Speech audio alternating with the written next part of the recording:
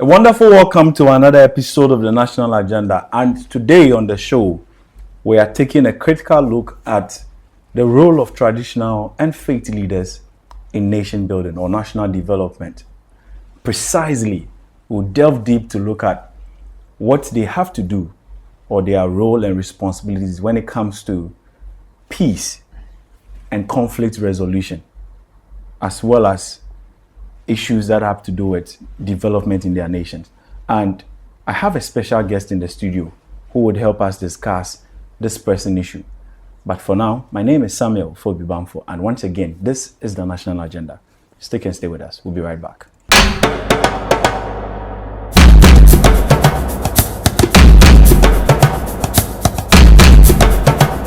Thank you for sticking and staying with us. We're back, and let me go straight to introduce to you my guest in the studio today to help me discuss this pressing issue of national interest. And he is no other than Rifat Yakub Abubakar. Rifat, it's good to have you in the studio. Let me just prompt my viewers. Let them know what you do and who what you actually stand for, if I should say. So Rifat is the Executive Director for the National Academy of Student Achievement Awards, and he has received an honorary award with respect to youth development and leadership. So it tells you that he is an individual who is bent on discussing the topic we have on the table. As a matter of fact, this is just by the way, he has a background in political science and history. So today's discussion will be a very interesting one. Rifat, it's good to have you in the studio one more time. Thanks for having me. Good, and we really appreciate you for coming. And the matter at hand has to do with the role of traditional and faith-based leaders when it comes to national development, especially looking at peace building, conflict resolution, and management. So what would be your initial thoughts? I always ask this question because I always want my guests to give me what they think on the topic up for discussion. So Rifat, let's start from there. Okay, let me first of all give a special greetings to your cherished viewers. And then what we have at hand based on the topic, for religious leaders and traditional leaders, it is today, contemporary times that has come to, as I could say, differentiate, like make each of them look separate. Different. Okay. If you understand the proper culture of us, okay, as a Ghanaian people, as Ghanaian okay, or the African people, we didn't have a separation of religious leaders and the traditional leaders. Okay.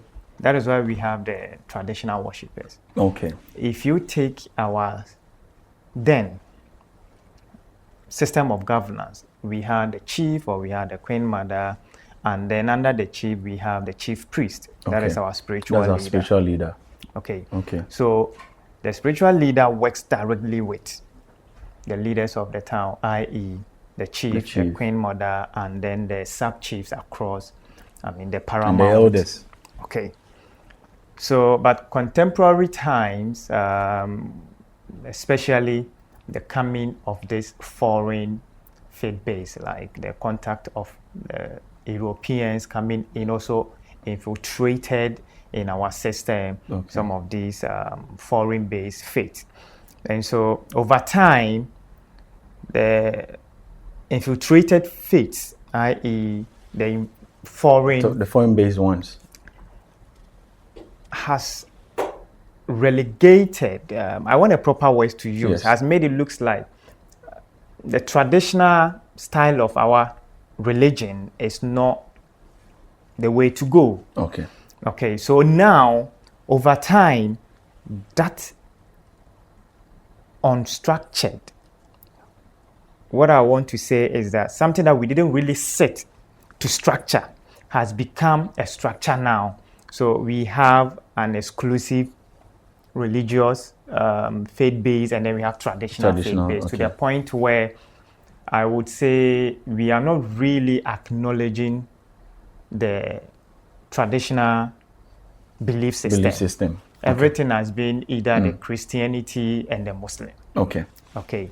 The only time you will see us acknowledging anything that related to the traditional base is the chieftaincy aspect. Exactly. And why is it like that? Because I'm worried. We have not acknowledged them in so many ways, but almost whenever it comes to let's build a country, let's see that we have a peaceful coexistence, then the chiefs will come in. We not deliberately sitting back to correct the mistakes that we did is what is haunting us now.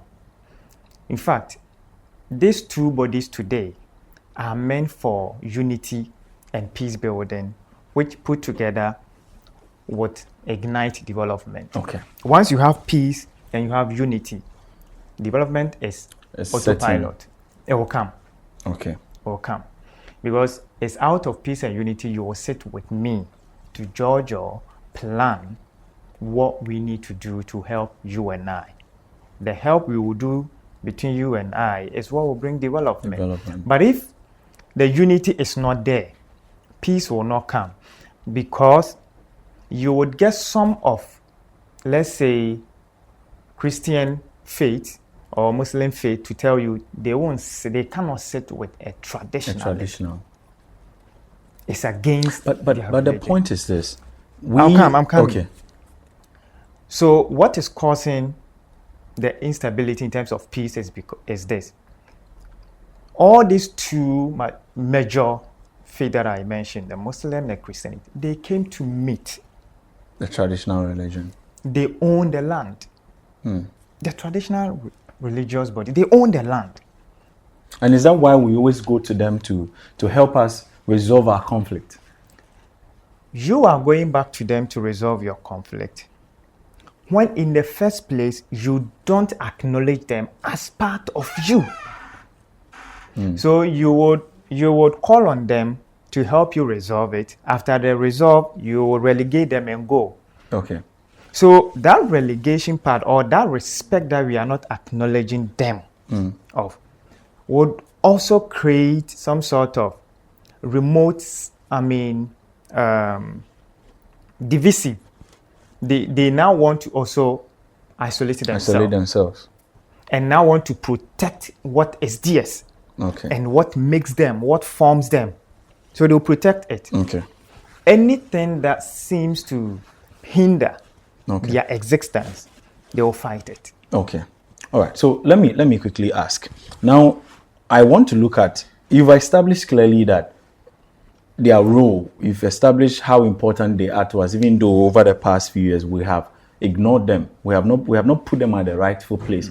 But some way, somehow, our constitution acknowledges their existence to the point that it gives them a role to play. And so I want us to look at some of the things that they do to see to it that our country exists, people in the country exist peacefully. Because you mentioned that we've had religions come from the European countries, settle with us, some from Asia and what have you. And yet still, we could not exist peacefully. That it has to take our traditional leaders to put us together.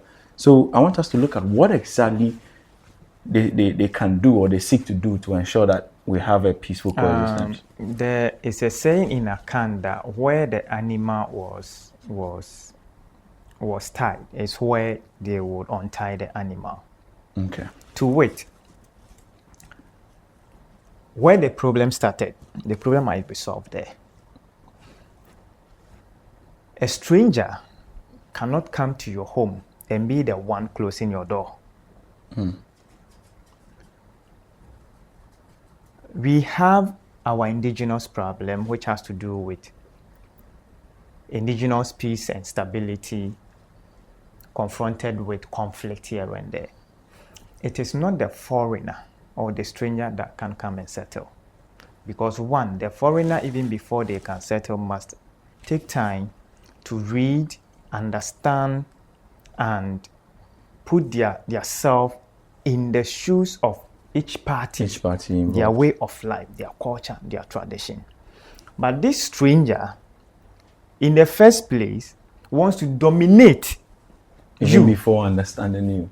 So it means that they don't even want to understand. They just want domination. Yes, they just want to take control. Okay. So what, to the best of my knowledge, we can do is, in as much as you indicated that we have, through our constitution, we have the acknowledgement of this. Acknowledgement is not enough. Inclusion would cement it. How many times do we include them in national discourse? Okay. How many times do we respect them publicly? Oh, but we ridicule them. I mean, in our schools, times, in our schools where we don't have to do discrimination based on who belongs to what. Do you think our school is going to allow a traditionalist to wear what they are wearing and come to the school? I doubt. I would to some point agree with the faith-based schools also. Yeah. But even the government, 100% government owns ones. If the government allows, which is the constitution will allow, the teachers, the authorities of the school cannot sit with a child or cannot sit with such a student. Who is dressed like that? But that's a way of life. A way of life of a certain group of people who are the original owners. Okay. All right. So even on the point of even inclusion on the national development issue, I know there's the National House of Chiefs, right? And at every sector, at every region, we have them. And don't they have a voice enough? Do you know, under the National House of Chiefs, they have their distinctive, I think, court. Okay. It's not every matter that is brought to the general court. Oh, okay. Unless it gets to a point where it has to.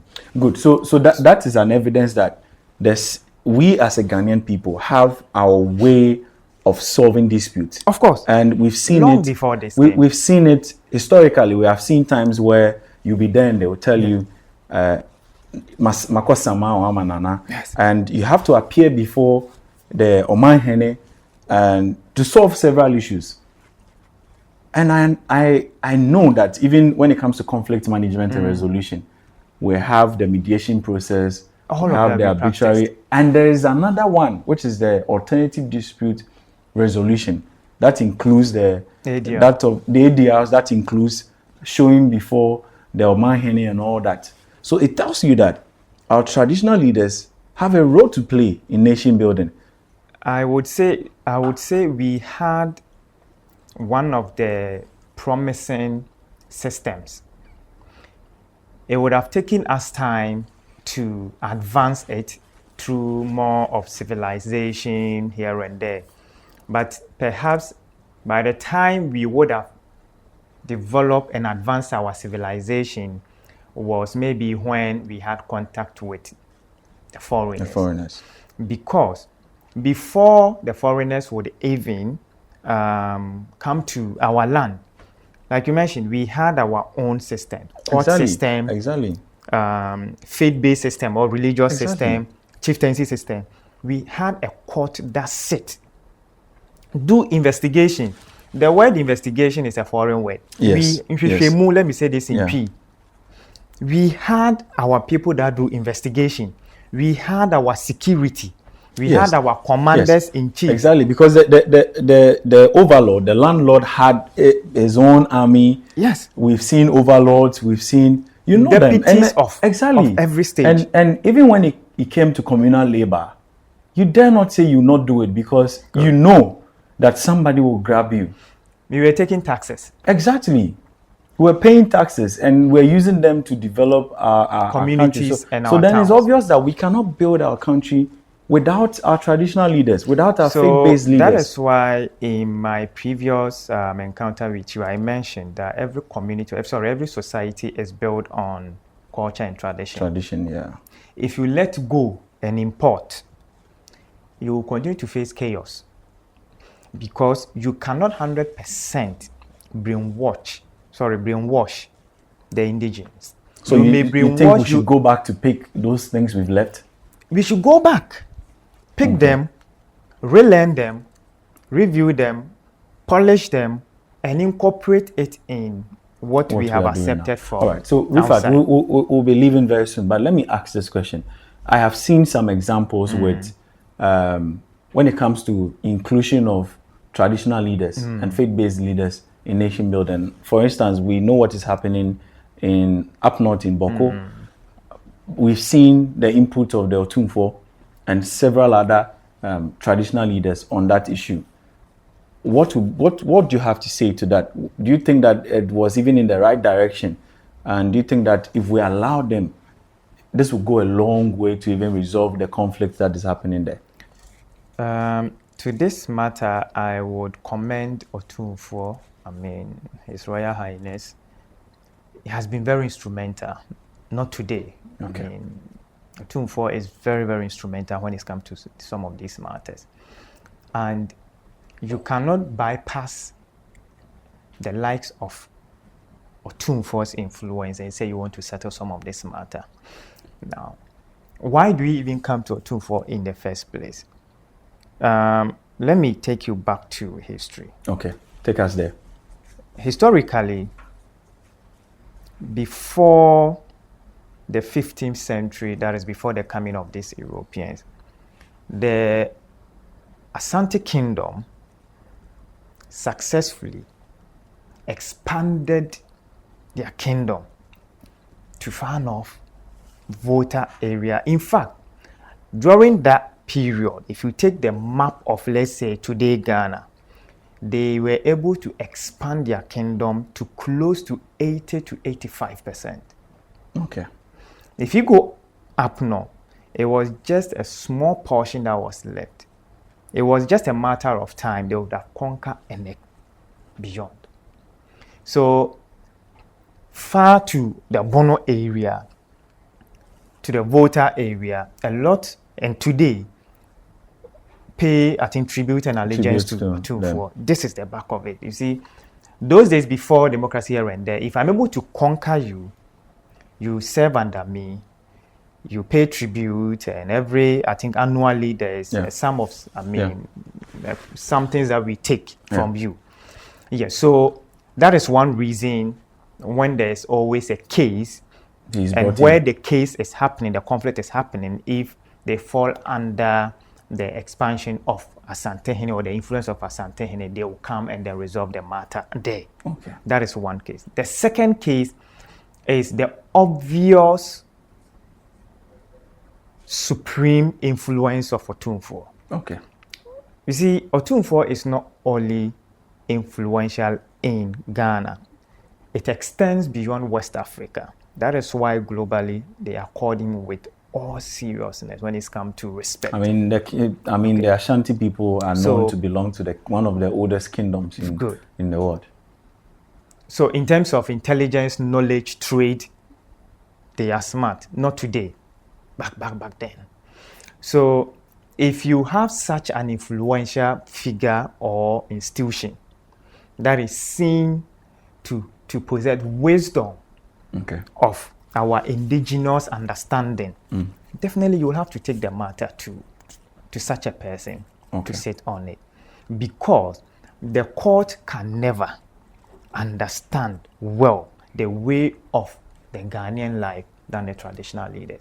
So anything that has to do with this Boko conflict, which is purely traditional chieftaincy and traditional concern, the right place to adjudicate this matter is Otumfo's place. Recommendations may be given so that government will come in, maybe the court will come in to settle certain matters, but the bigger picture of the work, let's let the traditional leaders or those people work on it for us. They understand themselves better than you and I. Exactly. Thank you so much, Rifat, for that insightful conversation on the issue of allowing traditional leaders and some faith-based leaders to do their job or their work when it comes to understanding our Ghanaian culture and our Ghanaian people.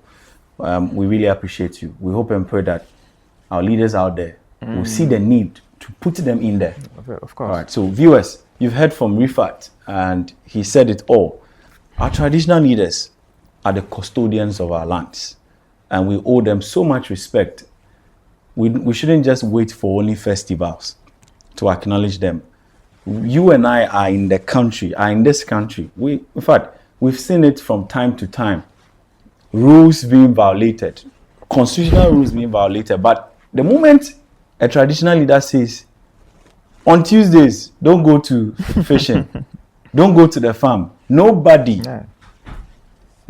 on this land would go to the farm. So it tells you that our traditional leaders have a lot to do and have a lot of authority when it comes to, putting Ghana together and building the nation. So we should not do away with them. We should give them a place in our society to help us resolve some of the issues. I am of the belief that even when it comes to the issue of Galamsey, we should allow the chiefs to put certain strategies in place to help us. Unfortunately for us, this is where we bring the curtains down or draw the curtain down on today's episode when it comes to the issue of the role of our faith-based leaders and our traditional leaders on nation building, especially looking at the issue of conflict management and resolution. Please, let's get interactive on our social media handles. Like I always say, for one of these days, whatever you say will be brought on the show. Please, stick and stay with us for another episode. Don't move anywhere. Tell your friend about us. My name is Samuel Ofobi Bamfo, and this has been the National Agenda. Thank you so much. See you in another episode.